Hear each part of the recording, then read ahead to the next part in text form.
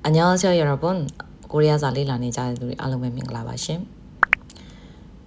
အခုနောက်ပိုင်း topic level 3ဖြည့်ဖို့အတွက်ပြင်ဆင်နေကြတဲ့သူတော်တော်များလာတာကိုတွေ့ရပါတယ်ဒါပေမဲ့ level 2ကနေ3ကိုပြောင်းတဲ့အခါမှာစကားလုံးတွေကရုတ်တရက်အဆင့်မြင့်သွားလို့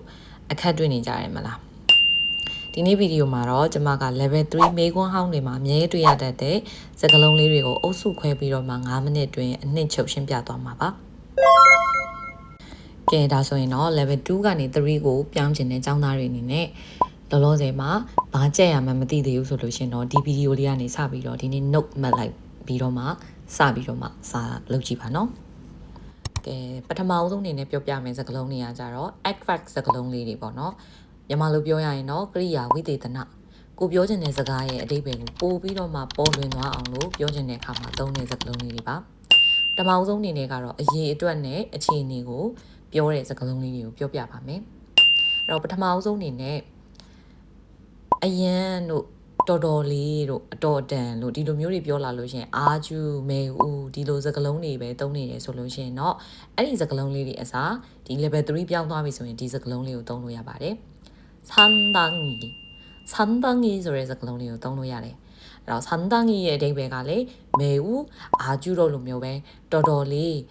အတော်လေးကိုမှအရန်ကိုမှဆိုတဲ့အဓိပ္ပာယ်လေးဖြစ်တယ်ဒီစကားလုံးလေးသုံးလိုက်ရင်တော့နည်းနည်းလေးပို့ပြီးတော့မှမြင့်သွားတာပေါ့နောက်တစ်ခုအနေနဲ့ကကြတော့အများစုအဲ့တော့အများစုကတော့ကြက်ရပါမယ်대부분လို့ခေါ်တယ်대부분တကယ်လို့လူအများစုလို့ပြောချင်ရင်대부분의 사람들အဲ့ဒီလိုပြောလို့ရပါတယ်နောက်တစ်ခုကကြတော့စုံလင်ထွေပြားသည်စုံလင်နေပေါ့များသောအားဖြင့်အရန်များတယ်ဆိုတဲ့ဟာမျိုးပေါ့များပြားရှိတယ်ဆိုတာကိုကျွန်တော် level 1နဲ့2နဲ့မှာယောတော့ကကြီးဆိုတဲ့စကားလုံးလေးသုံးခဲ့ကြဖို့မယ်ပေါ့အခုတစ်ခေါက်ကကြတော့ယောတော့ကကြီးကိုမသုံးတော့ဘဲနဲ့ထာယံဟာတာစုံလင်ထွေပြားသည်ဆိုတဲ့ပုံစံမျိုးလေးကိုသုံးပါမယ်တကယ်လို့များစုံလင်တဲ့နီလန်းများစုံလင်တဲ့အတွေ့အကြုံများပြားသောအတွေ့အကြုံများဒီလိုမျိုးပြောချင်တယ်ဆိုရင်다양한 방법, 다양한 경험အဲ့ဒီလိုပြောင်းသုံးကြည့်လို့ရပါတယ်ကဲဒါဆိုလို့ရှိရင်တော့ဒါကအရေးအတွက်နဲ့အခြေအနေကိုပြတဲ့စကားလုံးလေး၃လုံးကို level 2ကနေ3 3ကူးပြောင်းသွားတဲ့အဆင့်တစ်ဆင့်မြင့်ပြီးတော့မှသုံးပေးလိုက်တာဖြစ်ပါတယ်ဆိုတော့နောက်တစ်ခုကိုဆက်ပြီးတော့ကြည့်လိုက်ရအောင်နောက်တစ်ခုကကြတော့level 3ရဲ့အကြိုက်ဆုံး topic တွေအတွင်းမှာလူမှုရေးနဲ့ပတ်ဝန်းကျင်တဲ့အကြောင်းပေါ့နော် topic စာမွဲမှာလည်းဒီအခန်းကဏ္ဍအမြဲတမ်းပါနေတာဖြစ်လို့ဒါလေးကိုစပြီးတော့မှကြက်ရအောင်လို့စကားလုံးလေးတွေကို၄လုံးသင်ပေးပါမယ်ပထမဆုံးတစ်ခုကတော့ပတ်ဝန်းကျင်ထိန်းသိမ်းရေးအဲ့တော့ဒါလေးကတော့ကြက်ရမယ်ပတ်ဝန်းကျင်ကို환경ထိန်းသိမ်းဆောက်ရှောက်တာကိုကျတော့보호ဆိုပြီးတော့မှသုံးလို့ရပါတယ်환경 보호ဒီစကားလုံးလေးကကြော်ညာမေးခွန်းတွေမှာအမြဲတမ်းပါပါတယ်အဲ့တော့တေချာပေါက်ကလေးချက်ထားပါတဘာဝပတ်ဝန်းကျင်ထိန်းသိမ်းရေး환경 보호ပြီးတော့နောက်တစ်ခုကကြတော့ဘေးထွက်ဆိုးကျိုးဆိုတာကိုကျတော့부작용အဲ့ဒီလိုသုံးပါမယ်စေးဝါးနေမကပဲနဲ့နည်းပညာရဲ့ဆိုးကျိုးတွေကိုပါပြောရင်လည်းသုံးပါတယ်နောက်တစ်ခုကတခုခုလူတာပန့်ပိုးတာမျိုးပြောတဲ့အခါမှာသုံးတဲ့မြန်မာလိုပြောရရင်တော့လှူဒန်းသည်ဆိုတဲ့အဓိပ္ပာယ်လေးရတယ်기부하다လှူဒန်းသည်နောက်တစ်ခုကတော့ level 2မှာလည်းပါခဲ့သလို level 3မှာလည်းသုံးမှာဖြစ်တဲ့신청하다လျှောက်ထားသည်သင်တန်းတက်ဖို့ပဲဖြစ်ဖြစ်ကိစ္စတစ်ခုခုအတွက်ပဲဖြစ်ဖြစ်လျှောက်ထားတာကိုဆိုလိုတာဖြစ်ပါတယ်신청하다ဟုတ်ပြီအဲ့တော့လူမှုပတ်ဝန်းကျင်နဲ့ပတ်သက်တဲ့စကားလုံးလေး၄လုံးပြီးသွားပြီဆိုလို့ရှင်တော့စိတ်ခံစားမှုနဲ့ပတ်သက်တဲ့စကားလုံးလေးတွေကိုပြောပြပါမယ်ဟုတ်ပြီစိတ်ခံစားမှု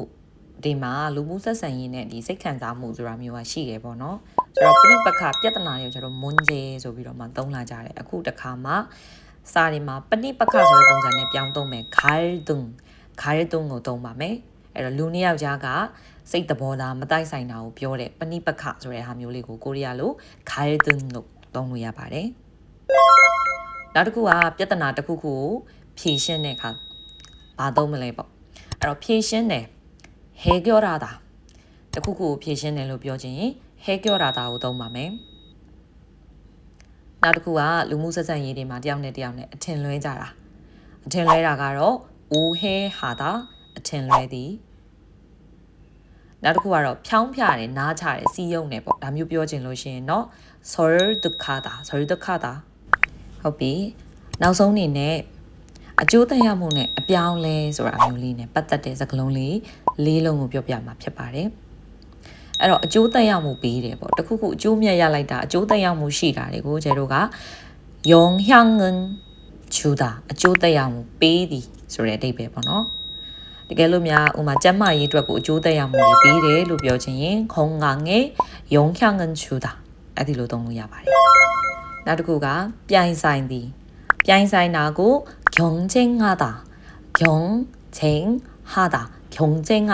င်ဆိုင်သည်လို့သုံးတယ်နောက်တစ်ခုကကြီးထွားလာတာတိုးတက်လာတာဒါတွေကလေစွကီဒုကီ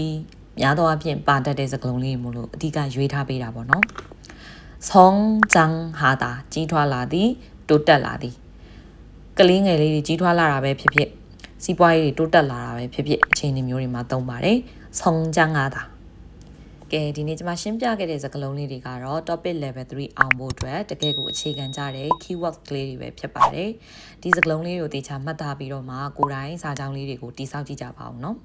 ခုပြောသွားတဲ့စကားလုံးတွေကကိုယ်အကြိုက်ဆုံးစကားလုံးတစ်လုံးသုံးပြီးတော့မှ comment မှာစာကြောင်းလေးရေးခဲ့ကြပါအောင်နော်တော့ကျွန်မပြန်စစ်ပေးပါမယ်ကိုရီးယားစာလေ့လာတဲ့သူတွေအားလုံးပဲ fighting ပါ